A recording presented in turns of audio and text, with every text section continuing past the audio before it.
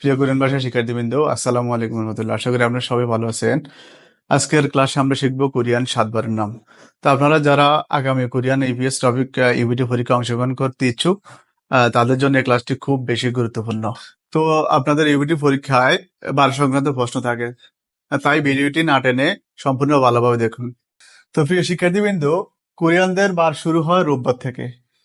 আর এখানে ইল মানে রবি, ইল বার, ইল রবিবার, উয়াল উয়াল সোম, ইল বার। তাহলে ইল সোমবার, হোয়া হোয়া মঙ্গল, ইল বার, ইল মঙ্গলবার।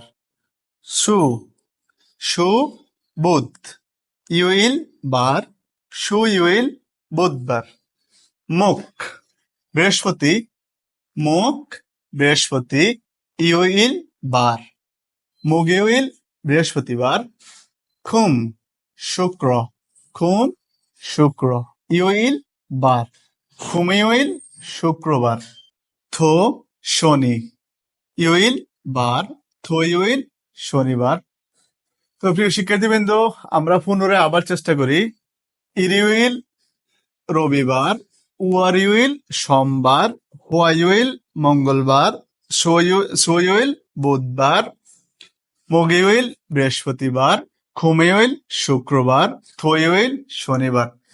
তো এ ছিল আমাদের কোরিয়ান সপ্তাহে 7 বারের নাম। ভিডিওটি ভালো লেগে থাকলে লাইক কমেন্ট শেয়ার দিয়ে পাশে থাকুন। ইনশাল্লাহ পরবর্তীতে দেখা হচ্ছে অন্য কোনো টপিক নিয়ে। সে পর্যন্ত ভালো থাকুন, সুস্থ থাকুন। সালামু আলাইকুম রহমতুল্লাহ।